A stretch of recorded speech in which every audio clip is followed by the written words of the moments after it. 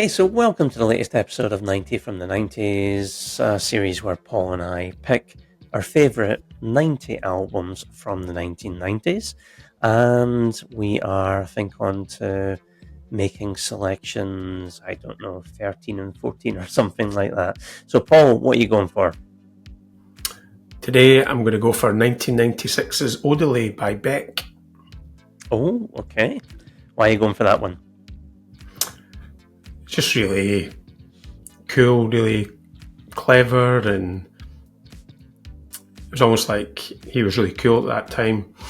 And the way he kind of combined different types of music, there was a bit of country, kind of dance, bit of rock, and just really, because before that, you'd had the song Loser. I remember watching that on Top of the Pops, but then this was like just really catchy. Had lots of songs.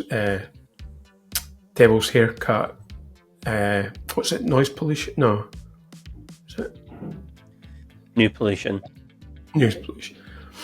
And it was just really catchy, really clever, and it almost had that sound of moving from the early 90s. So this was the mid 90s, and it had that sound where it was changing, and I suppose a bit like maybe what the Prodigy would do, maybe some of this sort of music, and Fatboy Slim would later do. Almost was just before that sort of thing.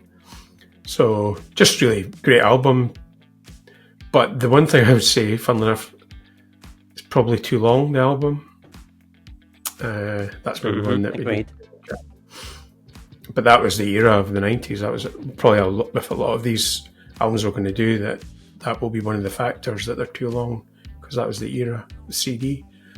So, yeah, and of course it was your album that we listened to. You'd bought the album.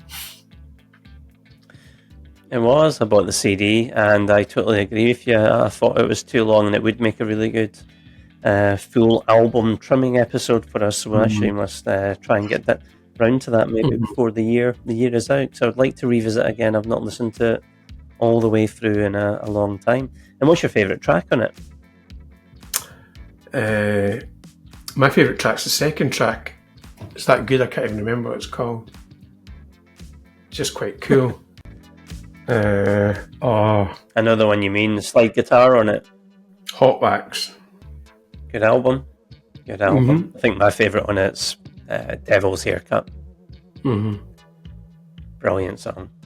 Yeah. I think I bought that on CD single as well. Yeah. Well, the one I'm going to go for is actually one of my all-time favourite albums, and it's quite topical because I've seen the band live for the fourth time this week at Edinburgh Castle. Along with it was a double bill. Yeah, fourth time I've seen them. So I was going to say, and they were doing. You've seen them 4 times this week. This is the 4th time I've seen them this week. Oh no, that would just be greedy. So no, 4 times in total, doing a double bill with Suede at Edinburgh Castle. Yeah, and they were as brilliant as ever. But the album I'm going to pick is Everything Must Go. Yeah, Manic Street Preachers, and I think when I put this on, it just takes me back to a very happy summer, 1996. Actually had a great summer weather-wise, lots of sun. England were hosting the football tournament, the Euros, so I just remember watching a lot of that with friends. Oasis at Loch Lomond as well, but along to that. So just a really, really good summer, and this album just takes me back to it. And I actually seen the band on this tour. Went with Brian to see them at the the Livingston Forum. And all right. Yeah, too many memories of that, other than a couple of songs I played and driving there. But I know it was really good. But yeah, I mean, the album itself is just great melodic rock with intelligent lyrics sung by the tremendous James Dean Bradfield, great singer. There's not one bad song on it. You kind of go through the track listing, and you've got Design for Life, the title track, Australia, No Surface Feeling, which I have to say, No Surface Feeling. They did that at the Castle show this week, and it was absolutely superb.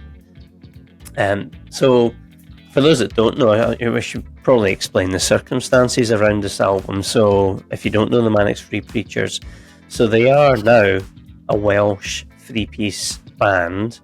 Originally, they were a four-piece band, and they had released 3 albums.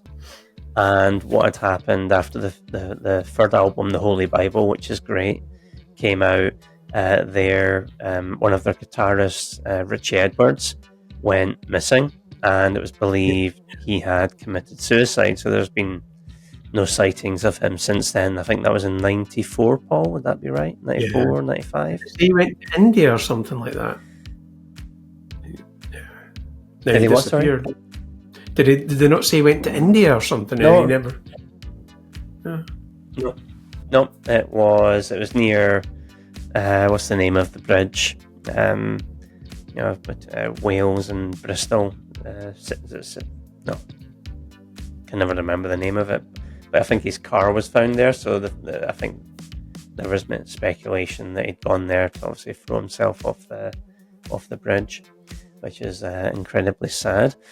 So the band decided to continue, and they obviously went away and recorded and released Everything Must Go, and they actually used some of Richie's lyrics on the album as well. So for me, there's just a kind of feeling of overcoming adversity that comes through on this album. You know, victory despite all the hardships that they faced. I think they were using an orchestra on the album and everything, and so it's just, I think, between that background and I think my own summer of '96 when it came out there, it's just all wrapped together in that to make a classic album for me. So very deserving, is one of the best of the '90s, although I could have equally have picked the follow-up, This Is My Truth, or their previous album, The Holy Bible, which is great. So you got a favourite song on Everything Must Go? Yeah, probably Designed for Life, or Everything Must Go itself, title track. It's just an iconic album of that time. Okay, well, there's our most recent additions to the 90 from the 90s. Come back soon for another 2 selections. So until next time, keep trimming.